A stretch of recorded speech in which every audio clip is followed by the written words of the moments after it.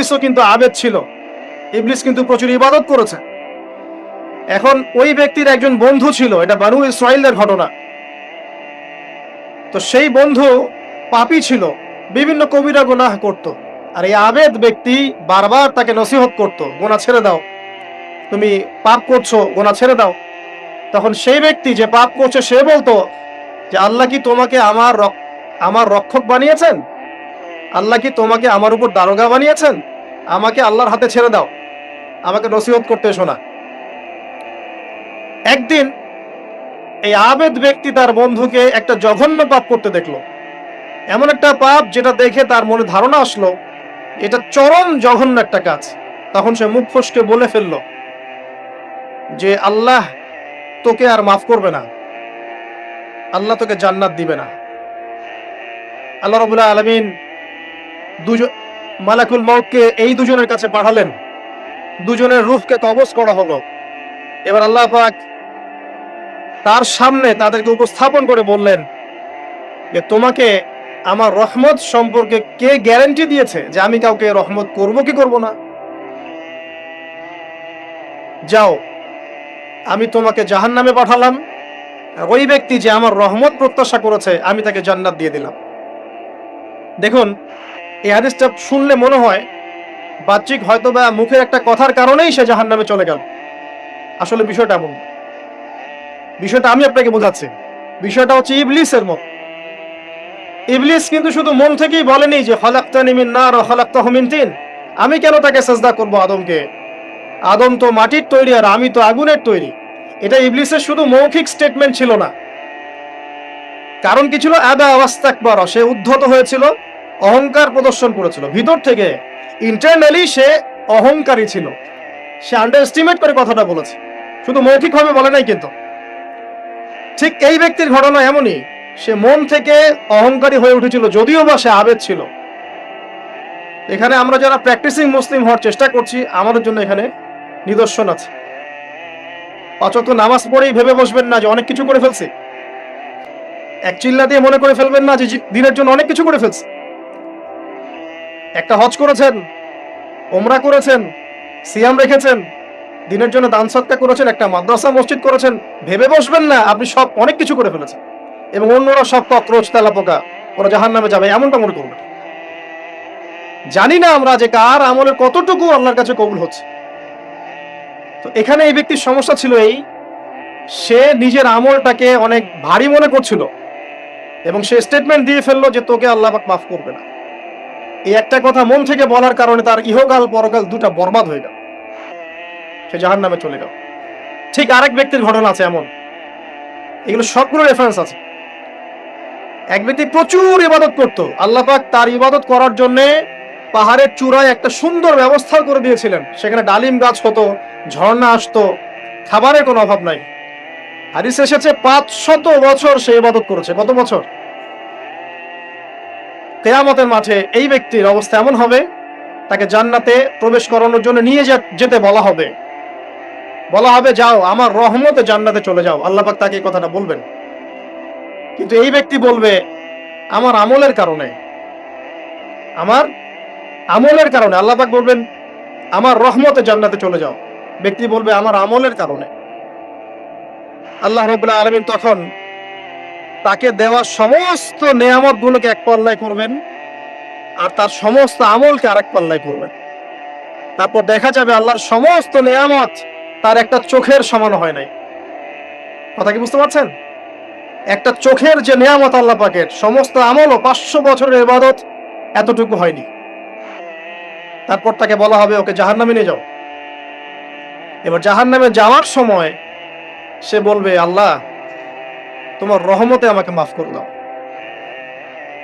তখন আল্লাহ পাক তাকে আবার ডেকে নিয়ে আসবে, বলবেন যে তোমাকে যে আমি ইবাদত করার জায়গা করে দিয়েছিলাম, এটা কি তুমি নিজে করেছো না আমি করেছি? সে বলবে আপনি করেছেন। তোমাকে যে আমি সৃষ্টি করেছিলাম তখন কি তুমি কোন আমল করেছিলে? বলবে না। তাহলে তোমাকে যে সৃষ্টি করেছি আমি, এটা কি তোমার আমলের কারণে? না। তোমাকে সারা দুনিয়াতে এত নেয়ামত দিয়েছি, এটা কি তোমার আমলের কারণে? সে বলবে না। তখন তাকে জান্নাতে প্রবেশ করানো হবে। কিয়ামতের মাঠে এমন অনেক ঘটনা ঘটবে যেটা আমাদের চিন্তার বাইরে।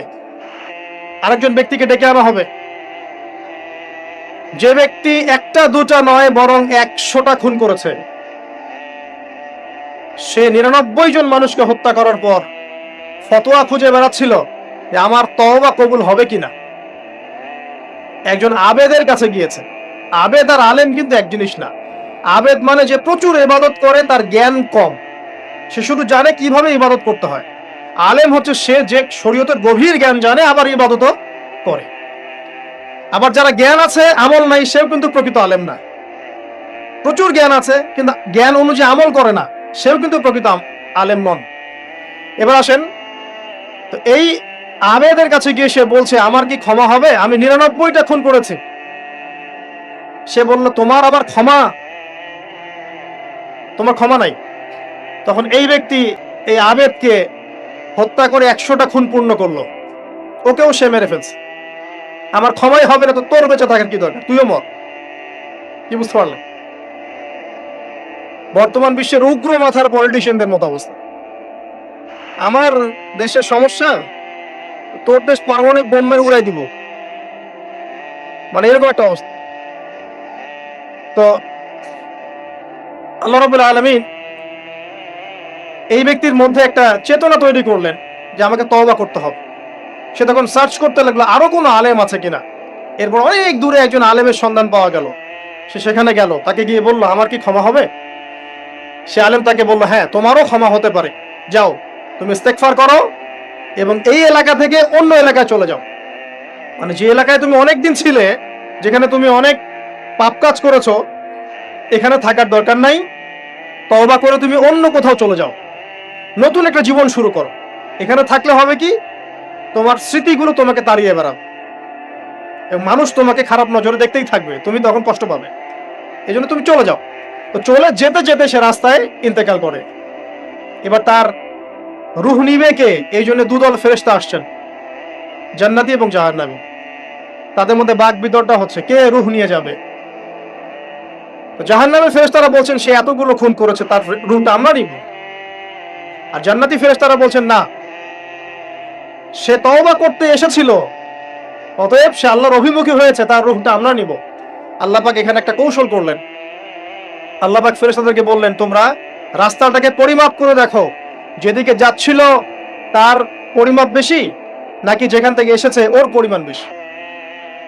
আল্লাহ পাক জমিনকে আদেশ করলেন হে জমিন তুমি প্রশস্ত হয়ে যাও। এবার পরিমাপ করে দেখা গেল সে তওবার দিকে আসছিল, এর পরিমাণটা বেশি। এই একটা কাজের ওসিলা আল্লাহ পাক তাকে মাফ করে দেন। মনে রাখবেন এটা মৌখিক বিষয় ছিল না, সে মন থেকে ভিতর থেকে কিন্তু সে আল্লাহর প্রতি অনুগত হয়েছে। এই মনের বিষয়টা আল্লাহ ছাড়া কেউ জানে না। আপনি দেখতে পারেন সমাজে অনেকে দাড়ি টুপি পাগড়ি জুব্বা সব লাগিয়ে ঘুরছে, তো বিশ্বাস করেন তাদের মনটা এমনও হতে পারে যে জানোয়ারের চেয়েও কুৎসিত, এমনও হতে পারে। আবার আপনি দেখবেন সমাজে এমন অনেক মানুষ ঘুরছে যারা হয়তো অনেক পাপে লিপ্ত মনে হচ্ছে, কিন্তু মনের মধ্যে সততা আছে। আর যার মনের মধ্যে সততা আছে আল্লাহ পাক কোনো না কোনো দিন ইনশাআল্লাহ তাকে হেদায়েত দিবে। এটা আমরা আমাদের অভিজ্ঞতা থেকেও দেখেছি। এমন অনেক মানুষকে আমরা দেখেছি যে ড্রাগ অ্যাডিক্টেড ছিল, মিউজিক করেছে, হারাম সম্পর্কের মধ্যে ছিল, নামাজ ঠিক মতো পড়ে নাই, কিন্তু যখনই আল্লাহর কথা আলোচনা হতো দেখতাম সে খুবই শান্তভাবে মন থেকে কথা শুনছে।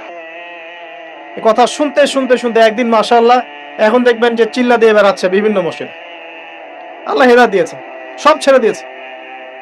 এরকম মানুষের অভাব নাই কিন্তু সমাজে। তো এখানে আল্লাহ পাকের রহমত বা দয়ার একটা উজ্জ্বল দৃষ্টান্ত দেখতে পারবেন।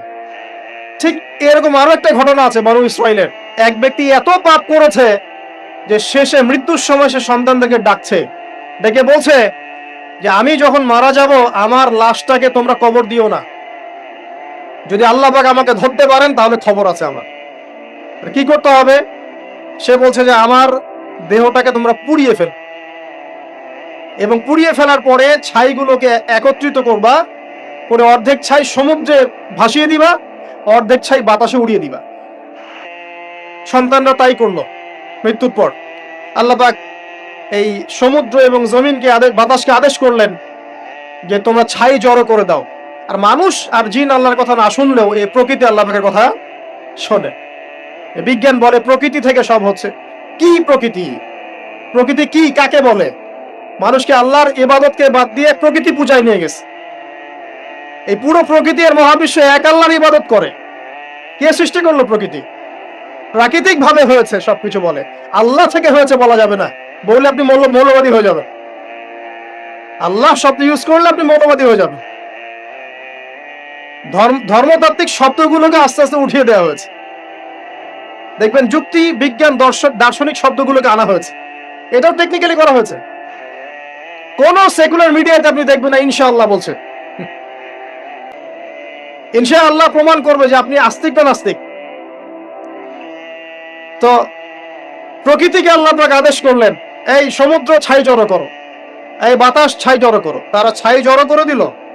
এই ব্যক্তিকে বলা হচ্ছে তুমি জীবিত করে আল্লাহ পাক বলছেন তুমি যে এই কাজটা করেছিলে, লিমা ফাআলতা হাযা, তুমি এই কাজটা কেন করেছো?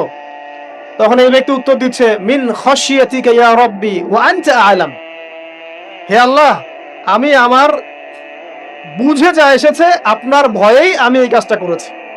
আর আপনি খুব ভালো করে জানেন যে আমি আপনার ভয়ে করেছি নাকি অন্য কোনো কারণে করেছি। মানে আপনি আমার মনের কথা জানেন। আল্লাহ পাক তাকে মাফ করে দিন।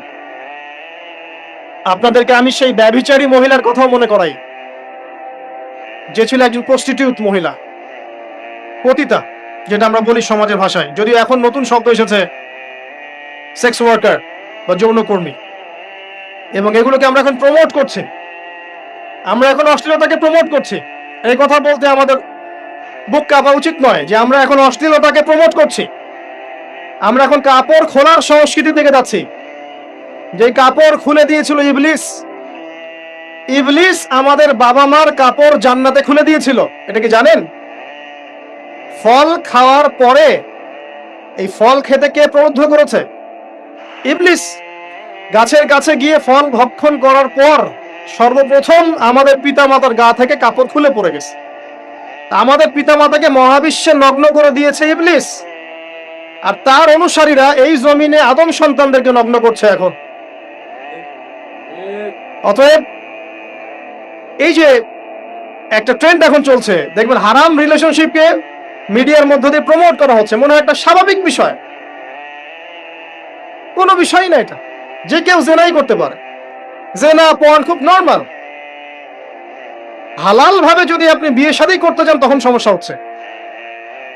হালাল ভাবে যদি আপনি বিয়ে করতে যান তখন সমস্যা হচ্ছে। হারাম ভাবে আপনি যা ইচ্ছা তাই করতে পারেন, সমাজে কেউ কিছু বলছে না। এখন বলছে এগুলো স্বাধীনতা। সুবহানাল্লাহ, কোন স্বাধীনতা? স্বাধীনতা বলে কোনো শব্দ নাই মহাবিশ্বে। এই পুরো বিশ্বের সমস্ত মানুষ আল্লাহর অধীনে পরাধীন।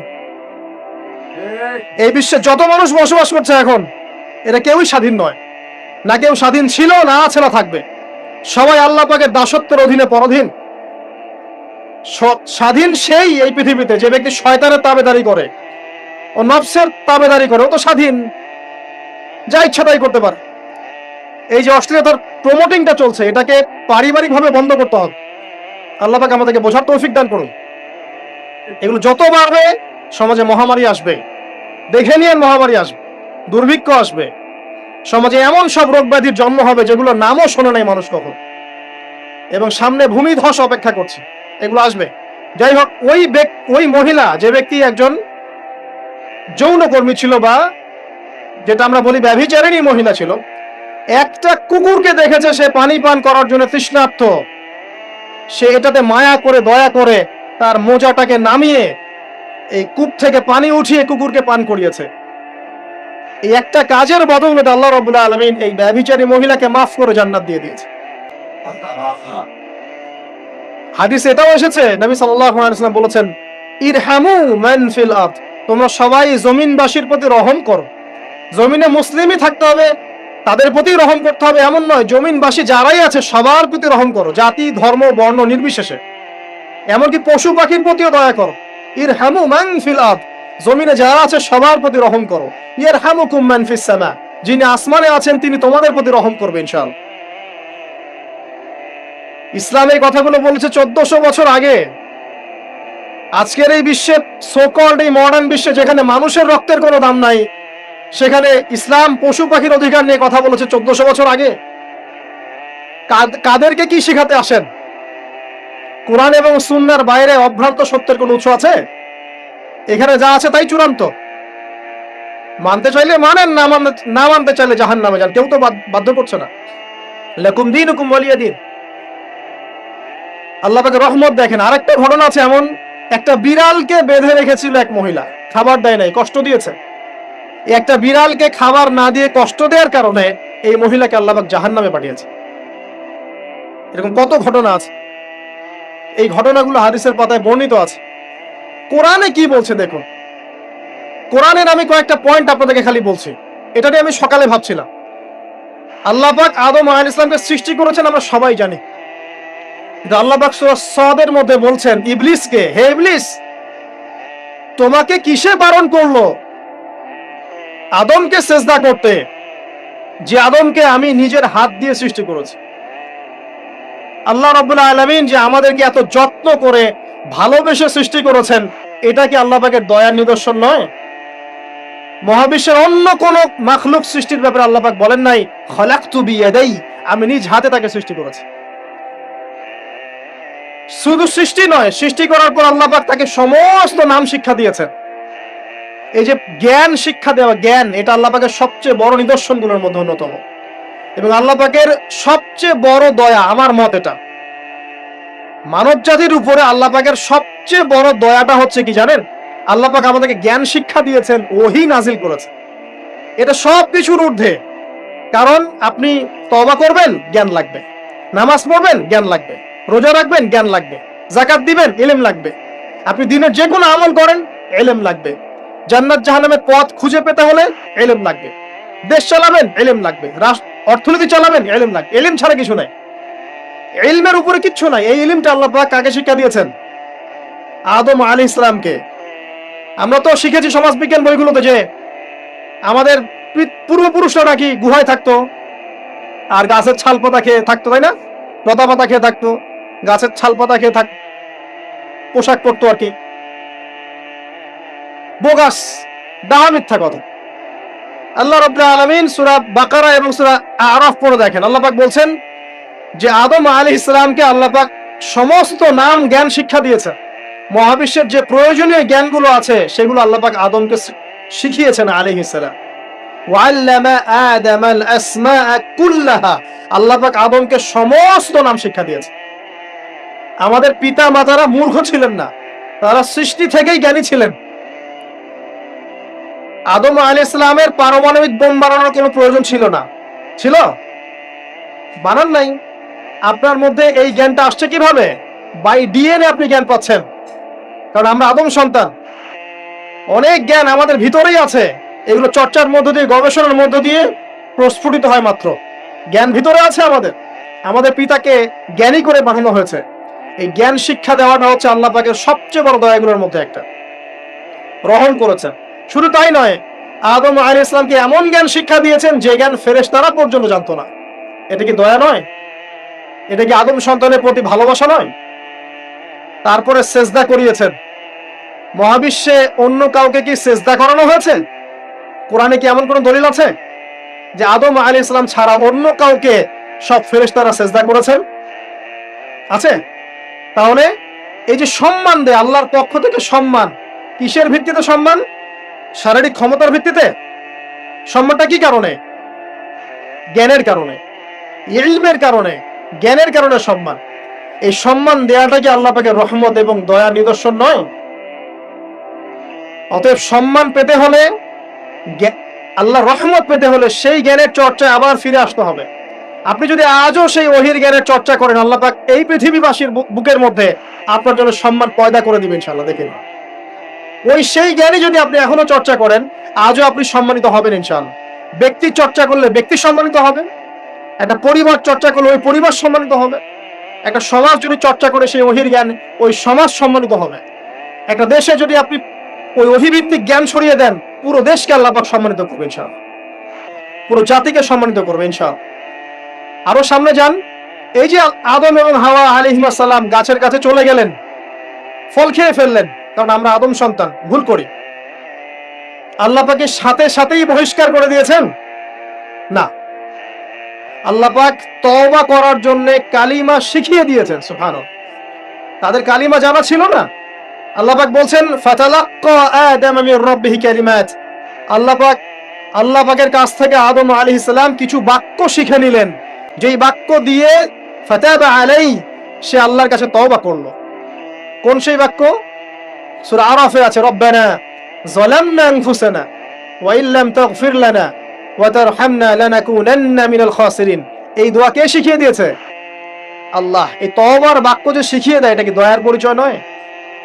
আমরা আল্লাহর কাছে ফিরে যাব, তওবা করব, ইস্তেগফার করব, এই জ্ঞানটা শিখিয়ে দেয়া কি আল্লাহ পাকের দয়ার পরিচয় নয়? না, আমরা কিভাবে ক্ষমা চাইতাম, কিভাবে ক্ষমা চাইলে আল্লাহ পাক সমস্ত গুনাহ মাফ করবেন, এই পদ্ধতিগুলো বলে দেয়া কি আল্লাহ পাকের দয়ার পরিচয় নয়? তারপর সামনে যান, পৃথিবীতে নামিয়ে দিয়ে আল্লাহ পাক ক্ষান্ত হয়ে যাননি। আল্লাহ রাব্বুল আলামিন আসমান থেকে হেদায়েতের গ্রন্থ পাঠিয়েছেন, বলেছেন এই গ্রন্থের মধ্যে যা আছে মেনে চললে তোমরা আবার জান্নাতে ফিরে আসবে ইনশাআল্লাহ। আল্লাহ পাক আদম এবং হাওয়া আলাইহিস সালাম এবং আদম সন্তান সবাইকেই সৃষ্টি করেছেন, উদ্দেশ্য হচ্ছে আল্লাহ পাক আমাদেরকে জান্নাত দিতে চান। আল্লাহ পাক চান যে আমরা যেন জান্নাতে যাই।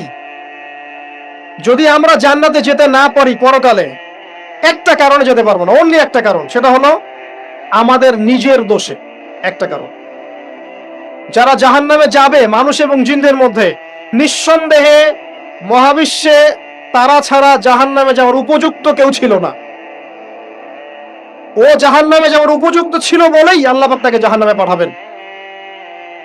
আর যারাই জান্নাতে যাবে প্রত্যেকেই শুধু আমলের বদৌলতে যাবে না, বরং আল্লাহ পাকের রহমতেই যাবে।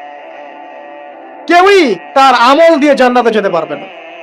নবী সাল্লাল্লাহু আলাইহি ওয়াসাল্লাম এমন ভাষ্য বলছেন, ইল্লা আনা, আমিও না, ইল্লা বিরহমাতিল্লাহ, আমিও নয়, তবে আল্লাহ পাকের দয়া আমাকে ঘিরে ধরবে। আল্লাহ পাকের রহমত যাদের উপরে বর্ষিত হবে তারাই জান্নাতে যাবে ইনশাআল্লাহ। কে আমল দিয়ে যেতে পারবে। যত আমলই করি বলা যাবে না এই আমলের বদৌলতে জান্নাতে যেতে পারবো। আল্লাহ পাক দয়া না করলে হবে না। আল্লাহ পাক চান যে আদম সন্তান যেন জান্নাতেই যায়। এই কারণেই সৃষ্টি করা, এই কারণেই আপনার ওহী ভিত্তিক গ্রন্থগুলো পাঠানো, এই কারণে নবী রাসূল পাঠানো, আলেম ওলামা সৃষ্টি করা, মানুষকে সতর্ক করা, হায়াত দেয়া, বারংবার জীবনে চলতে ফিরতে আপনাকে এলান করা হয়, আল্লাহর পথে ফিরে আসেন, আল্লাহর পথে ফিরে আসেন। এলান করা হয় না? বিপদ দিয়ে আপনাকে এলান করা হয় আল্লাহর পক্ষ থেকে। আপনি চলতে পথে হোঁচট খান, আল্লাহ আপনাকে এলান দেন, ফিরে আসো। চলছেন বিপথে, আল্লাহ পাক এলান দেন, ফিরে আসো। আল্লাহ পাকের পক্ষ থেকে কিন্তু এগুলো আসে। অদ্ভুত একটা হাদিস বললাম, অদ্ভুত বলতে বলছি অ্যামেজিং হাদিস, যে একজন সাহাবী বলছেন, সালমান রাদিয়াল্লাহু আনহু, তিনি বলছেন যে যখন মুমিনের উপর বিপদ আপদ বালা মুসিবত আসে, তখন মুমিনের এই বিপদ আপদ বালা মুসিবত রোগ শোকের বদৌলতে আল্লাহ পাক তার গুনাহগুলোকে মাফ করে দেন এবং তার মর্যাদাকে বাড়িয়ে দেন, এবং সে আল্লাহর দিকে ফিরে আসার অনুশোচনা করার সুযোগ পায়। আর যখন কাফের মুশরিক বা ফাসিক মানুষকে এইসব রোগ ব্যাধি বিপদ আপদ বালা মুসিবত ঘিরে ধরে, তার দৃষ্টান্ত ওই ব্যক্তির ন্যায় যে ব্যক্তিকে, তার দৃষ্টান্ত সেই উটের ন্যায়, তার দৃষ্টান্ত সেই উটের ন্যায় যে উটটাকে তার মালিক বেঁধে রেখেছে, এরপর ছেড়ে দিয়েছে। সে উটটা বুঝতেও পারলো না কেন তার মালিক তাকে বেঁধে রাখলো আর কেনই বা তাকে ছেড়ে দেবে। কথাটা কি বুঝতে পারছেন? যারা আল্লাহ দ্রোহী, তাদের উপর যখন বিপদ আপদ বালা মুসিবত আসতে থাকে, তারা বুঝে না যে কি জন্য আসলো আর কেন চলে গেল। কিন্তু মুমিন ব্যক্তি যারা মুসলিম, আল্লাহর অনুগত, তাদের বিষয়টা হচ্ছে এমন বিপদ আপদ বালা মুসিবত রোগ ব্যাধি তাদেরকে আল্লাহর দিকে ফিরিয়ে নিয়ে আসবেন। দেখুন, এই যে পৃথিবীতে নামিয়ে দেয়া, এরপর আল্লাহর পক্ষ থেকে ঐশী গ্রন্থগুলো পাঠানো, নবী রাসূল পাঠানো, আলেম ওলামা পাঠানো, আপনাকে হায়াত দেয়া, আপনাকে রিজিক দেয়া, এই শ্বাস নেওয়ার ক্ষমতা দেয়া, আপনাকে জ্ঞান বুদ্ধি দেয়া, বিবেক দেয়া, 3 বেলার খাবার, পোশাক, স্ত্রী সন্তান, কি দেয়নি আল্লাহ রাব্বুল আলামিন। এই যে সমস্ত নিয়ামতগুলো দেয়া, এগুলোর একটা উদ্দেশ্য, আপনি আমি যেন এটাকে উপলব্ধি করি যেগুলো আল্লাহর পক্ষ থেকে আসছে এবং আল্লাহর দিকে আমরা অভিমুখী হই, এছাড়া কোনো উদ্দেশ্য নাই। সামনে যান, নূহ আলাইহিস সালাম, একদিন দুই দিনেই কি আল্লাহ পাক তার কওমকে ধ্বংস করে দিয়েছেন? 950টা বছর আল্লাহ রাব্বুল আলামিন সময় দিয়েছেন কওমকে, আল্লাহর দিকে ফিরে আসো, আল্লাহর দিকে ফিরে আসো। নবী দাওয়াত দিয়েছেন প্রায় 950 বছর। যখন তারা ফিরে আসে নাই, তারপরে আল্লাহ রাব্বুল আলামিন গজব দিয়ে ধ্বংস করেছে। কারণ আমি বলেছি একটা কথা, আল্লাহ পাক শুধু রহমানুর রহিমই নন, বরং তিনি কিন্তু কঠোর শাস্তিদাতা, শাদীদুল ইকাব বটে।